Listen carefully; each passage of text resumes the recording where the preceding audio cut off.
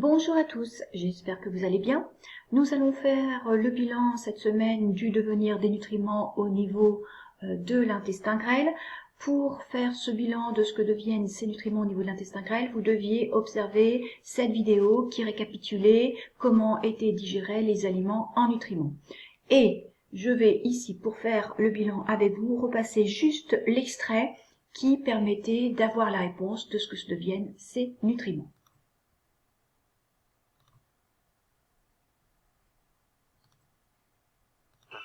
Et c'est dans l'intestin grêle qu'ils vont passer dans le sang. Cette absorption se fait au niveau des villosités intestinales, ces replis microscopiques qui tapissent la paroi interne de l'intestin. Leur nombre, très élevé, près de 10 millions, permet à l'intestin d'offrir une surface d'absorption avoisinant les 250 mètres carrés. Alors donc, si on reprend cette observation, nous apprenons donc que les nutriments vont être capables de passer dans le sang.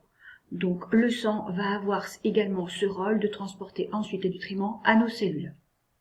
Alors, où se fait plus particulièrement ce passage dans le sang? Vous apprenez qu'au niveau donc de l'intestin, il existe des replis qu'on appelle des villosités.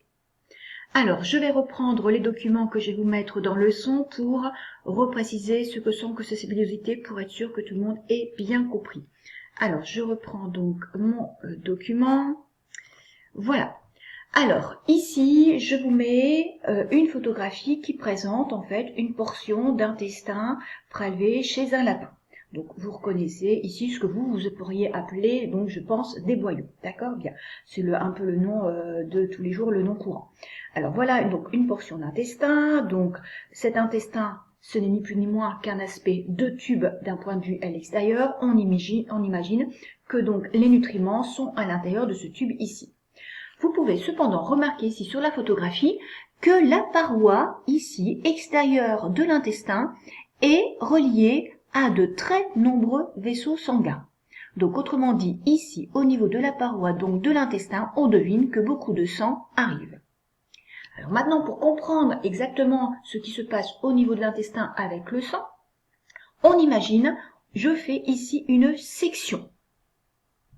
Et voilà ce que l'on pourrait observer au niveau de la section, au niveau du microscope. Donc ici, vous avez donc l'intestin qui a été coupé transversalement et on voit ici ces creux.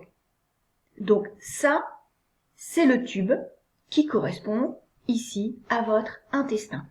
À l'intérieur, c'est creux, c'est vide et c'est là-dedans que nous allons avoir nos fameux nutriments qui circulent, d'accord, qui voyagent à l'intérieur de l'intestin grêle, comme on avait pu le voir sur le croquis de l'homme tout au début de la leçon. Alors maintenant, si on voit que la surface de l'intestin est parfaitement lisse à l'extérieur, voilà, d'accord, ça paraît parfaitement lisse. On voit qu'il y a parfois des petits éléments qui arrivent au niveau de cette paroi. On peut très bien supposer qu'on est au niveau, donc justement, d'un de ces vaisseaux sanguins qui arrive au niveau de la paroi, ici, voilà.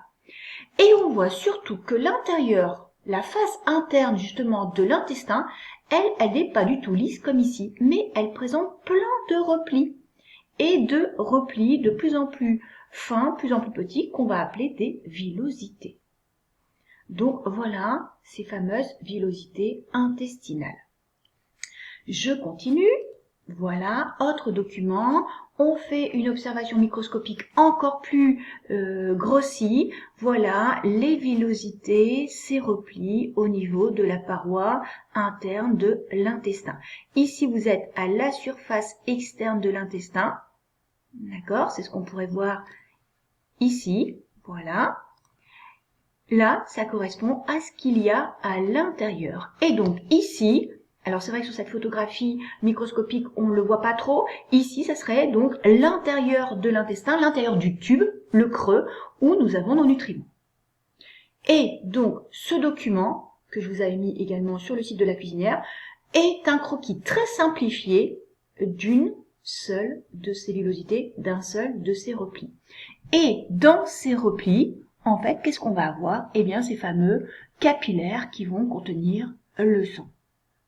Donc voilà la villosité en croquis, avec donc ici la cavité intestinale, c'est-à-dire le creux, l'intérieur du tube digestif, l'intérieur donc de l'intestin avec tous ces nutriments. Et nous avons ici représenté les capillaires, avec le sang qui, par exemple, arrive de ce côté-ci, qui circule dans la villosité et qui va ressortir de la villosité. Donc voilà.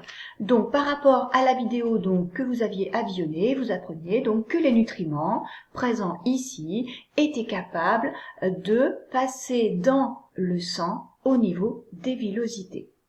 C'est pour ça qu'ici sur le document, vous avez donc un sang qui peut être pauvre en nutriments. Par contre, quand il ressort de la villosité, il s'est enrichi en nutriments, il en contient davantage. Pour montrer plus précisément ce que devenaient ces nutriments au niveau des villosités, au niveau de votre activité donc de la cuisinière, je vous demandais donc de me représenter sous la forme de flèche ce passage des nutriments. Alors voilà l'activité réalisée par une élève. On voit bien que les nutriments passent effectivement dans le sang. On a bien des flèches. Faites attention, au fur et à mesure des activités, je me rends compte que vous avez encore tendance à me faire simplement des traits et non des flèches. Je veux des flèches pour indiquer le sens. Alors simplement là, je demandais une flèche, on m'en a fait 3. Bon, c'est pas grave, d'accord, mais on pouvait très bien n'en faire qu'une pour résumer. Et ensuite, ici, la précision des flèches est importante. On voit bien que on part du nutriment et qu'on arrive dans le sang. Attention non pas à me faire également des flèches qui vont simplement dans la villosité. Non, il faut que vous fassiez vos flèches qui parviennent dans le sang. Donc voilà pour l'activité donc numéro 21. Le sang va contenir donc les nutriments pour aller ensuite approvisionner nos cellules. Alors voici ce que j'ai prévu de mettre pour faire votre bilan dans la leçon. Je vous remets à votre disposition les documents que je viens de vous présenter pour faire la correction. Si vous ne pouvez pas les imprimer, vous ne faites que le résumé écrit ici, il n'y a aucun souci. Je remets donc effectivement le petit résumé de ce que deviennent ces nutriments au niveau donc de la cavité intestinale. J'insiste sur le nom de ce phénomène. Quand les nutriments passent à l'intérieur du sang au niveau des villosités, c'est ce qu'on appelle l'absorption intestinale. Je vous remets également au niveau donc de votre leçon 2 liens. Donc je vous ai remis ici le lien pour accéder à la vidéo que vous pouviez utiliser sur l'activité donc numéro 21. Je vous ai également trouvé une autre petite vidéo qui présente différemment également la digestion des aliments. Donc là je vous laisse à disposition pour que vous puissiez compléter, aller plus loin, d'accord, dans ce qui a été vu dans la leçon. Et je vous ai mis ici donc l'élément important à retenir, c'est que les aliments sont digérés en nutriments de petite taille justement pour pouvoir passer au travers la paroi de l'intestin grêle. Si nous avions des aliments qui restaient de grande taille, jamais ils ne pourraient passer au travers de la paroi de l'intestin grêle. Il faut vraiment que nous ayons des nutriments, éléments donc de toute petite taille pour qu'ils soient capables donc justement de passer cette paroi, cette villosité intestinale. Et ensuite, donc, le sang transportera les nutriments jusqu'aux cellules. Au niveau donc du croquis que nous avions donc déjà pu réaliser, si je reprends donc ce document, voilà. Vous vous souvenez, c'était donc le document avec l'ensemble des organes, l'aspect des aliments et puis ce qui résumait leur transformation. On se posait la question la semaine dernière, mais que deviennent ces nutriments au niveau de l'intestin grêle? Alors, on peut rajouter donc ce qui se passe. Il y a une absorption des nutriments à ce niveau-là. Le terme absorption résume le fait que ça passe au travers de la paroi de l'intestin grêle pour aller dans le sang. Donc voilà, c'est également donc le document que j'ai prévu de vous remettre, donc effectivement ici pour faire le bilan de cette activité numéro 21. Alors, nous allons donc poursuivre cette leçon avec le cas maintenant particulier d'un animal que nous avions vu en début de leçon, également le lapin domestique. Alors, pour introduire ce cas particulier et finir avec lui donc la leçon, je vous présente un document. Ce document est celui-ci. C'est le cas particulier donc du lapin que l'on nomme la sécotrophie. Alors, je vous lis le document. Vous vous êtes peut-être déjà inquiété de voir le matin votre lapin manger ses crottes, mais des crottes molles. il faut plutôt s'inquiéter s'il ne les mange pas. Alors, je ne sais pas si parmi vous, il y en a certains qui possèdent des petits lapins domestiques, mais c'est quelque chose que vous avez déjà pu constater en termes de comportement. Donc, les lapins domestiques vont produire des crottes et en fait, ils en produisent de deux sortes. On a des crottes molles ici et des crottes sèches. Et le matin, ils mangent uniquement les crottes molles. C'est ce qu'on appelle la sécotrophie. Mais pourquoi le lapin a-t-il ce comportement aussi étrange, aussi bizarre? Et pourquoi nous dit-on que s'il ne le faisait pas, c'est là qu'il faudrait vraiment s'inquiéter pour lui, pour sa santé? Eh bien, c'est le problème que vous allez donc devoir résoudre dans la suite de la leçon. Donc, pourquoi le lapin mange ses crottes molles? Donc, une digestion particulière chez les animaux phytophages.